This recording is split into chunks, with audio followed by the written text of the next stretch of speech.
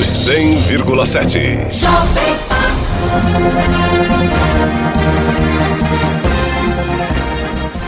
Olá, estamos de volta aqui com o Jornal da Manhã, pela Jovem Pan em 100,7. A gente vai estar batendo um papo no dia de hoje com a doutora Vanessa Miranda, que é médica reumatologista, e a gente vai estar tratando um pouquinho sobre os estigmas, né, da questão das doenças autoimunes e a possibilidade de tratamento. Bom dia, doutora Vanessa, seja muito bem-vinda aqui ao Jornal da Manhã. Bom dia, eu que agradeço a oportunidade de estar aqui, né, concedendo essa entrevista para vocês, espero ajudar, né, com as informações. Doutora Vanessa, explica um pouquinho inicialmente para a população maceiense, para os alagoanos que estão nos ouvindo de um modo geral, o que é uma doença autoimune. Tem muita gente que não sabe o que é uma doença autoimune. Explica um pouquinho para a gente, para a sociedade como um todo, o que é uma doença autoimune. Certo. As doenças autoimunes, como o próprio nome diz, é auto, que o sistema imunológico nosso, que é responsável pelas defesas, por não defender de infecções ou de substâncias estranhas, ele, por algum erro, ele está atingindo nossas estruturas autoimunes. Então, as estruturas imunológicas, elas estão atacando o nosso organismo, então estão auto-atacando a gente. Então, resumindo, é isso. Ao invés de elas não defender, vai atacar nossas estruturas e, dependendo do que ela ataca, vai ter diversas manifestações. Essas manifestações, doutora, que você deixou a deixa, essas manifestações, elas podem acontecer de que forma? Na nossa pele, nos nossos órgãos, enfim, algum comportamento, enfim, como é que pode acontecer isso daí no paciente, de modo geral? Isso. As doenças reumatológicas são diversas, autoimunes. Então, tem aquelas que vão acometer mais a parte articular, como artrite reumatoide, tem a que acomete a parte da coluna e articular, as espondiloartrites, e tem também as que acometem pele, como o lúpus, como as vasculites.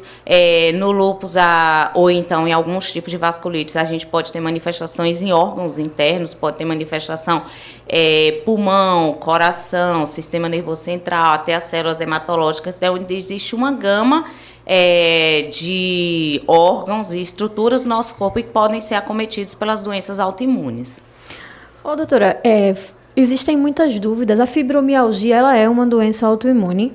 Não. Primeiro, para perguntar, porque qual é a condição da fibromialgia? Se é tratada na reumatologia? Conta um pouquinho da fibromialgia e do lúpus, e se tem alguma diferença entre elas, para poder o nosso ouvinte entender a diferença, porque são doenças que estão sendo muito faladas hoje em dia e que existem muitas dúvidas. Então, a diferença entre elas e como é que podem ser tratadas, por exemplo, tanto uma quanto outra, de forma diferente, separada, aliás. A fibromialgia não é uma doença autoimune. Ela não é uma doença autoimune, não é uma doença inflamatória.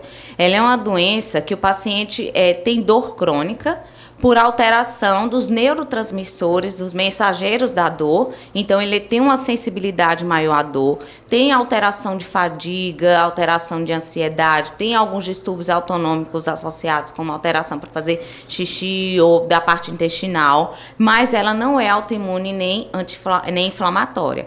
Então, para o tratamento dela, envolve uma equipe multidisciplinar. O paciente tem medicamentos que vão ajudar, mas ele tem que ter tudo ao redor dele para ajudar, que é a atividade física, que pode melhorar a dor, a parte emocional também tem que ajudar, porque ele tem muita ansiedade associada, às vezes depressão associada, e aí essa parte emocional amplifica os sintomas, então precisa da psicologia, a atividade física é fundamental, e outros também, tem a fisioterapia, tem tudo. E além disso, quando o paciente tem sintomas de fibromialgia, que é dor crônica, fadiga, esses sintomas simulam muito outras doenças. Então, a gente tem que investigar se ele não tem outra doença autoimune associada ou se ela é a causa dessa dor, que está causando aquela dor, e não, de fato, a fibromialgia, que ela pode vir sobreposta com outra doença autoimune, entendeu? Então, assim, às vezes é bem mais difícil fazer o diagnóstico do que a outra doença, que tem um exame específico. Na fibromialgia, a gente não tem um exame.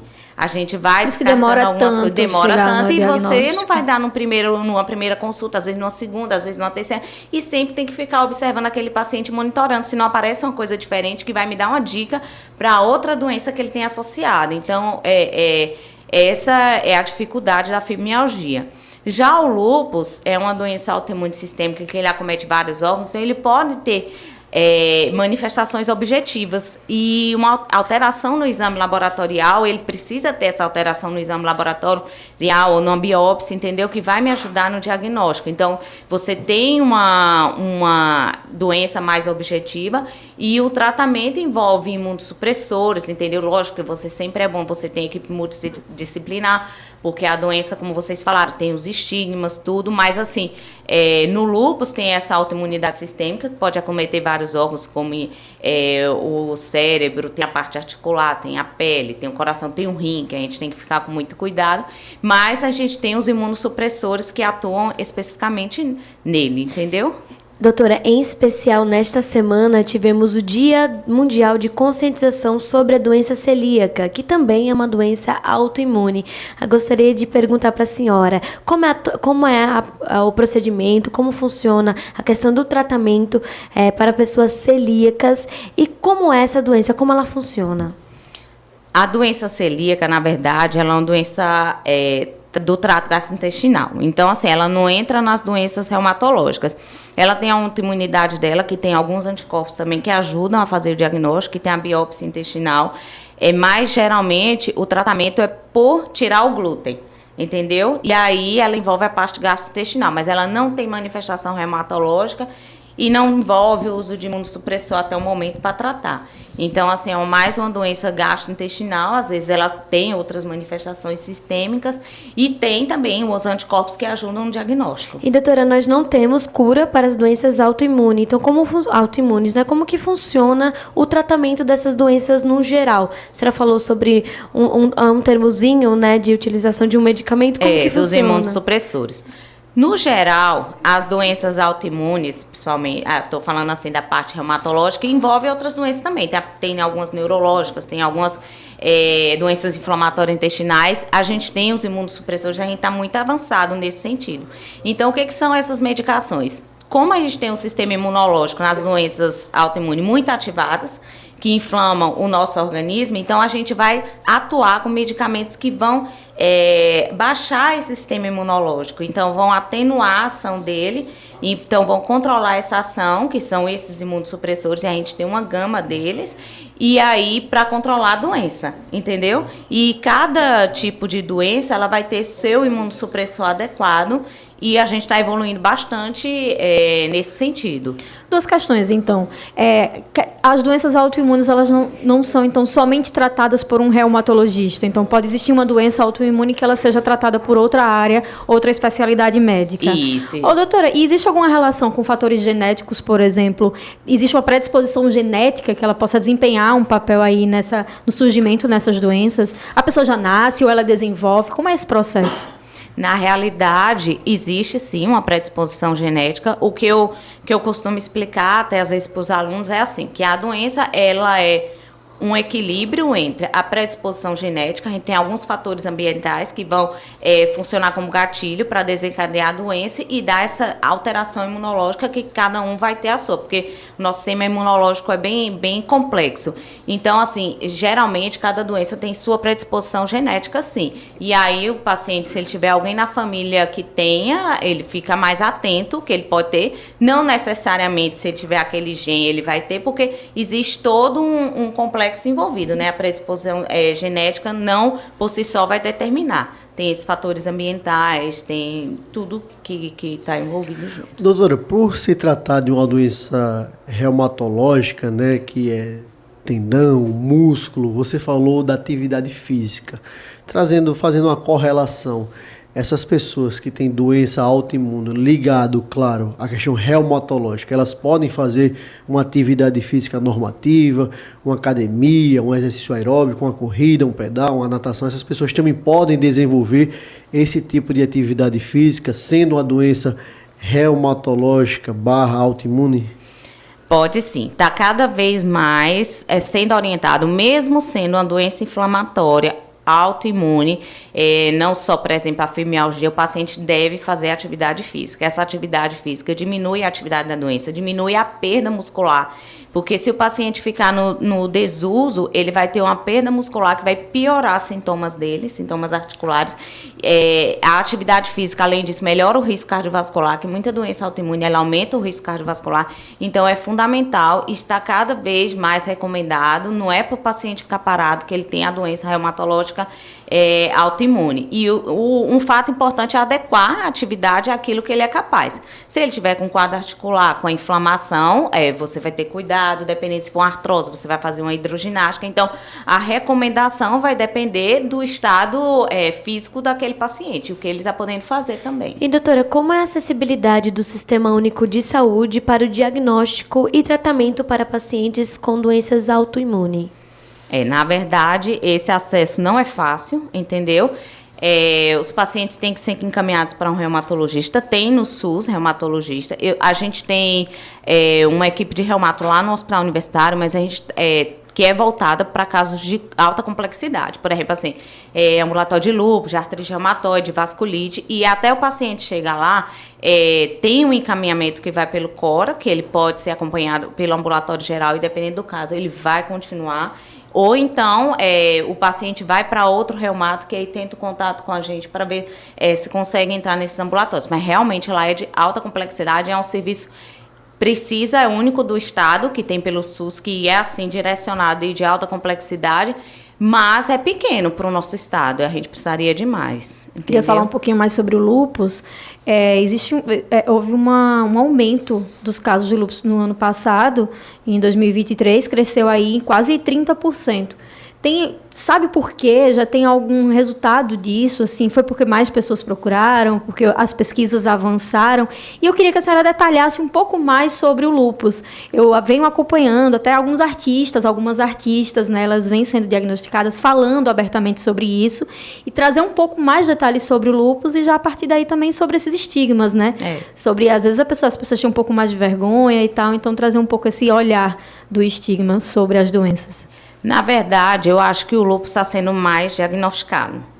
Está tendo mais acesso aos exames, a população em si está sabendo da doença. Às vezes elas chegam perguntando, será que eu não tenho lúpus? Aí o médico já também lembra, até o clínico, entendeu? Para encaminhar, solicita um FAM. Então, eu acho assim, que está se falando mais da doença, cada vez mais. Quem tem a doença assume que tem, né? Diminui um pouco esse estigma no sentido de ter coragem de falar que tem.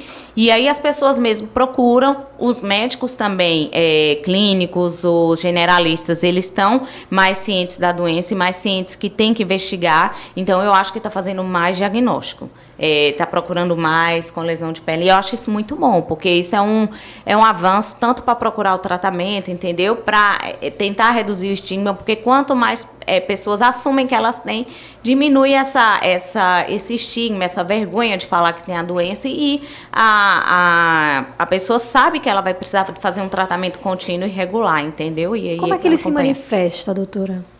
Existem vários tipos de manifestações. Existe a parte articular, com dor articular, com artrite, que é um inchaço da articulação, queda de cabelo, aquele racho malar que a pessoa fica com o rosto vermelho quando vai no sol.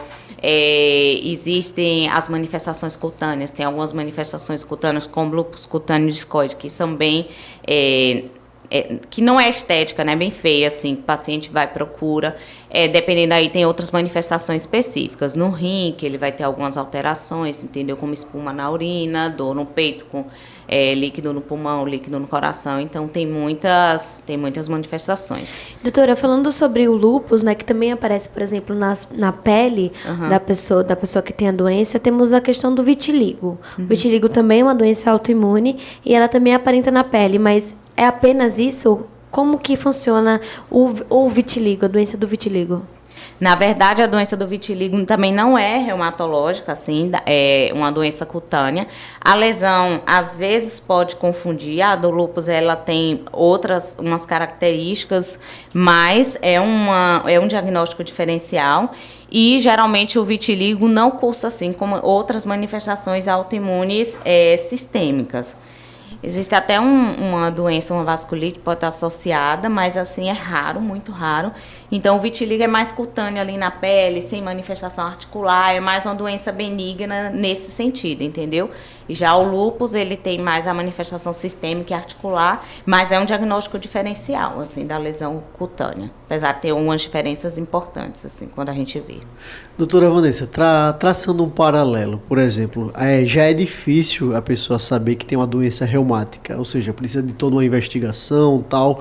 Muitas vezes há essa confusão, inclusive, por exemplo, uma doença autoimune ligada à reumatologia, ou seja, é uma complexidade ainda maior. Por exemplo, o camarada tem gota, por exemplo, o consumo excessivo de carne vermelha, álcool, tal, chega no consultório, acha que está com algum problema reumatológico, aí já acha que é um problema autoimune, e muitas vezes é a questão de alimentação. Existe essa confusão no consultório médico, nos diagnósticos? Fala um pouquinho pra gente sobre isso. Existe. Na verdade, quando o paciente chega, ele tem uma gama de diagnóstico diferencial e as doenças autoimunes entram nesse diagnóstico diferencial. Por exemplo, a gota, que é uma hiperprodução de ácido úrico. Então, é um diagnóstico diferencial. O tratamento muda, mas entra nessa artrose, entendeu? Que são outras doenças. Então, assim, a osteoporose não cursa com dor articular, mas entra também. Então, existem as doenças autoimunes e as que não são. Então, no diagnóstico diferencial, quando a gente vai fazer, atende o paciente, você tem que levar em consideração todas as possibilidades e, dentre elas, as autoimunes são as doenças que precisam ser investigadas. E, realmente, existem uma gama. É muito, muito grande. É muito individual, então, né? Isso. Cada paciente tem vai reações diferentes. Vai depender, aí conta muito a idade, tem a própria chikungunya, né? Que é pós-infecciosa. Exato. Então, assim, depende muito do contexto, se ele tem algum sintoma infeccioso, da idade. Então, tem tudo que vai levar à investigação. O estilo de vida também que conta demais, né? A gente fala sempre nessa questão de praticar exercício físico, de se alimentar. Acredito que isso seja muito importante. O estilo de vida é muito importante, porque ele vai diminuir muito a questão da artrose, da manifestação clínica da artrose, que a gente vai tendo desgaste, né? E aí, geralmente, quem faz exercício físico, quem tem o fortalecimento muscular, é quem vai ter menos sintoma. Então, é muito importante. Doutora Vanessa Miranda, doutora médica reumatologista, quero agradecer demais a sua participação aqui no Jornal da Manhã, tratando dessa temática tão importante para a nossa sociedade de um modo geral. Quero deixar o convite público para que a senhora possa estar aqui em outras oportunidades, tirando dúvidas, esclarecendo questões tão importantes para a gente, como é a questão da saúde, um assunto tão caro para a nossa sociedade, e quero deixar aqui um espaço para as suas considerações finais. Eu que agradeço, né, a oportunidade. Na verdade, a reumatologia é muito ampla, né? E eu acho que é uma especialidade até bem difícil, assim, para a gente. Mas, assim, o que eu levo em consideração é que a gente está evoluindo muito o tratamento. Existem os tratamentos que chamamos imunobiológicos, que são mais específicos. Então, assim, eu acho que quem tem alguma doença ou suspeita de doença reumatológica tem que procurar. A gente tem excelentes reumatos aqui no estado, então tem que procurar para fazer o diagnóstico e para tratar, porque cada vez mais a gente tem uma melhor qualidade de vida e a pessoa consegue ter uma vida, digamos assim, normal, mantendo suas atividades de vida diária e com medicamentos adequados. Então, assim, procurar, não ter vergonha, procurar para fazer um adequado tratamento. Doutora, tem algum arroba, algum contato, algum número que você queira deixar? Enfim, alguma rede social para o pessoal lhe seguir, tirar algum tipo de dúvida? Tem algum contato? Eu tenho a rede social, Vanessa Miranda Reumato. Quem quiser me seguir, pode seguir. Se tiver alguma dúvida, lá tem algumas informações que sempre eu vou tentando dar. E quem tiver sugestão de posts, assim, e dúvidas, pode me seguir e perguntar. Mais uma vez, muito obrigado à doutora Vanessa Miranda, obrigado às minhas companheiras de bancada por uma semana de muito trabalho, Nicole Melo, Natália Barros, o Claudio Stone aqui na técnica, o Mailson Franklin sempre nas ruas de Maceió, com o Geraldo Salgueiro, que hoje casou, né? Casou nesse sextou especial. O Mailson Franklin casou no dia de hoje. Finalmente ele estava tão ansioso. Ele estava bem ansioso.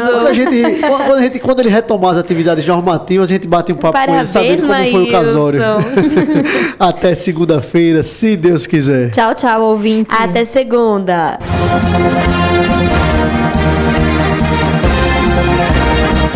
Você ouviu Jornal da Manhã, edição Maceió.